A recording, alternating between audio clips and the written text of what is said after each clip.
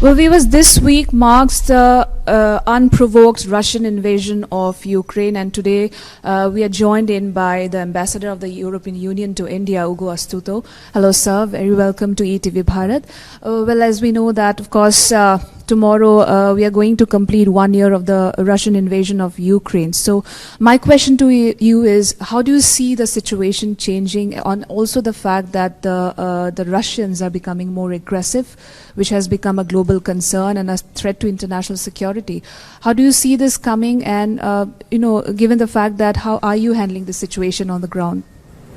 Thank you. Well, as you say, tomorrow we are going to mark a very sad anniversary. It's 1 year since this unprovoked and unjustified aggression from Russia to a peaceful neighbor.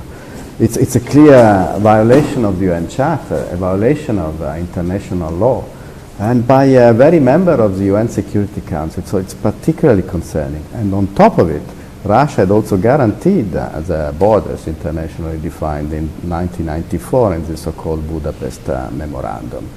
Since then, we have seen an escalation of violence, incredible devastation, loss of life, loss of property, and I'm afraid also mounting evidence of war crimes. We know the name of Bucha, unfortunately, is now known for that. But it's not the only case. In other territories occupied by Russia and then liberated by Ukraine, we see evidence of war crimes. So what the European Union, together with its partners and in NATO and allies, has been trying to do is to support Ukraine as much as we can, economically, politically, and also through the supply of weapons. It's the first time in the history of the European Union that we use EU budget to supply weapons. It's an extraordinary measure which has been dictated by the extraordinary nature of this aggression. In parallel, we have been trying to isolate politically the Russian leadership, to make those responsible for this absurd decision accountable. And we have imposed 9 packages of economic sanctions already. And there we speak, we are discussing a 10th package in Brussels. So the purpose of these sanctions is largely to affect the war machine of the Kremlin, so that it will not be in a position to continue the aggression and prolong the hostilities. And I think it's fair to say that these sanctions are biting. You see the effect on the Russian economy overall, and on the capacity of Russia to procure technology. You see shortages of essential spare parts now in several key sectors of the Russian economy. So the sanctions are working, the political isolation is there. There has been a large condemnation by the international community at the UN. You may remember the vote a few months ago with 141 nations condemning the invasion. And the essential feature we need to note is the incredible bravery and resilience of the Ukrainian people.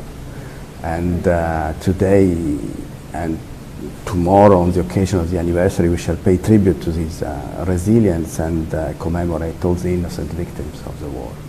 Well, ahead of tomorrow's anniversary, is there any chance, or do you see how's the ground situation right there? Because as we can see on Tuesday, when Russian President Putin has, during his address, global address, he has actually mentioned how his country's participation has been suspended in a nuclear pact with the US, and he said that this comes with a global confrontation. How do you see this? How do you see this coming? Of course, do you expect more bombings, and how's the situation out there? Well, unfortunately, I don't think that the statement by President Putin has added anything new. We have seen, again, more propaganda, more hostility, more aggression. It's a pattern, I'm afraid, and that's one of the reasons why there is so little trust left on President Putin as an interlocutor for a for a peace process. As to the situation on the ground, the aggression continues, unfortunately, and the fight continues, particularly in the east now, causing horrific losses. And it's all the more deplorable that all these basically could end on the spot if the Russian leadership decided to stop the aggression and withdraw and respect the sovereignty and territorial integrity of its neighbor. So my second question to you would be, like, we have seen a surprise visit by US President Joe Biden recently to Ukraine. And how do you see this when it comes to what message does it send, and what exactly does it indicate when it comes to the entire situation of the conflict? I think it's further evidence of the unity of the US, Europe, its allies within NATO, vis-à-vis the Russian aggression. We stand with Ukraine. And we will continue to stand with Ukraine. Ukraine has a right to defend itself against this illegal and unprovoked aggression. And we shall support Ukraine with all the means we have available. I suspect the Russian leadership hopes that there would be a fragmented reaction from Europe and its allies. That's not the case. We are all in this together, and we shall continue to support Ukraine. Well, the fact that Russia has been blaming the West for the conflict, of course, and we have seen the consequences. How do you see this coming? And also my question would be rather on how India has taken a stand when it comes to the conflict. It has reiterated its stand in different international forums. So is there any talk or any kind of contact with the Indian side when it comes to resolving the conflict? Well, India is a friend and a partner, so talks and conversation are continuous. Specifically, we have all greatly appreciated the statement made by the Prime Minister that it is not a time for war. That was a very important statement. Then we have seen also India contributing to the arrangement which is in place to export grain through the Black Sea. So I think there have been various instances where India has shown its intention to positively contribute to a possible cessation of hostilities. We need Russia to stop the conflict and withdraw, respect Ukraine in its sovereignty and territorial integrity in the internationally recognized boundaries. Well, coming to one very major issue that the entire global community is actually looking to is the China factor, of course, the growing aggressiveness of China, and also India's ties with China. We have seen the influence in the Indo-Pacific, and there are a lot of, we talk about the Quad, there are a lot of countries coming together to actually counter China in that case. So your take on it, how do you see this country particularly? Well, I think that India and the European Union have a convergent view of the future of the Indo-Pacific. We want a region which is peaceful, stable, prosperous, and we have a positive agenda for the Indo-Pacific, an agenda which is underpinned by a cooperative approach to international relations, the need to defend the rules-based system of international governance. That's why I think that India and the European Union can cooperate well in the Indo-Pacific. This is already happening in a number of fields, not just security. We take a holistic approach to the Indo-Pacific about how to foster growth, how to achieve a sustainable development growth, how to protect the environment, fight against climate change. So I think there is a very broad and positive agenda that we can pursue together. And also China's ties with Russia. In that case, of course, your take on the bilateral, the geopolitical shift that we have seen, particularly arising out of this conflict. How do you see that?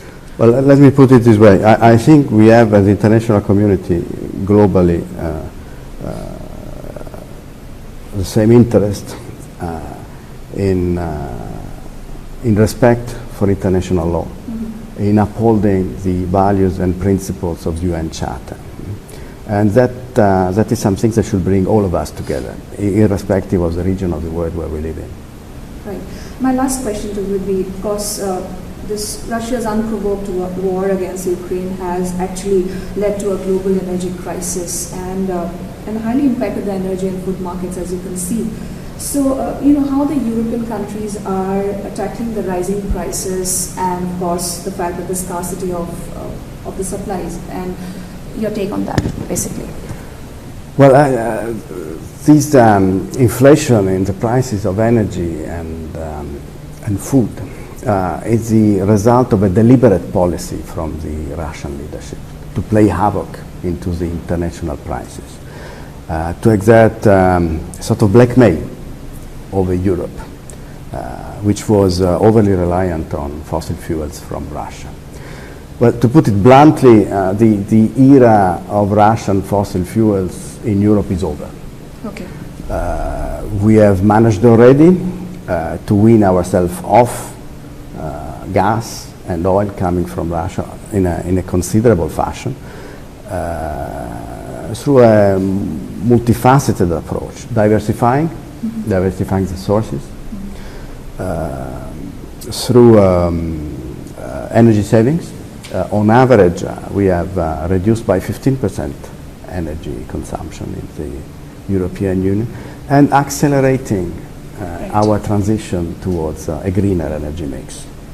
But in the same time, we are acutely aware of the problems faced also by our friends and partners, particularly in the global south, vis-à-vis the inflation in the price of oil and food.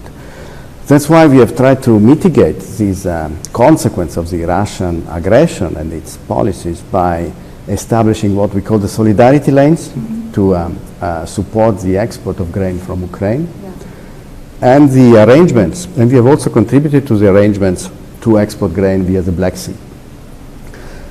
These have helped in somewhat stabilizing the price of grains. Same for energy. We have, together with our allies in the G7, we have established an oil price cap, which is meant precisely to avoid the spikes in the oil prices that we have seen earlier in the crisis. And I'm glad to say that we see it is working, because the price of oil has stabilized since. But let me make it very clear that there are no EU sanctions on grain or fertilizers. So the spike, the increase in prices that we have been experiencing is entirely due to the Russian aggression. And also the fact that there has been a debate and discussion on the fact that India has been buying Russian oil ever since the conflict happened, despite of the sanctions. And we have seen countries are against. Of course, the West is against it. Your take on that, of course, what do you have to say? Well, I think we understand and respect the position of India, and we also understand the constraints India is addressing. But we appreciate also the role of India, as expressed in the words of the Prime Minister, in order to put an end to this conflict. Your message, of course, to the global audience, what do you have to say on this particular day? Of course, we have seen the aggression. Last year was a havoc for the entire community. Your take, your message to us. Well, Russia has to stop its aggression and withdraw, and respect the sovereignty and territorial integrity of its neighbor. Thank you so much, Ambassador, for joining us. This was our European ambassador to India, and we hope that the conflict ends soon and there be peace. This is Chandrakala for ETV Bharat.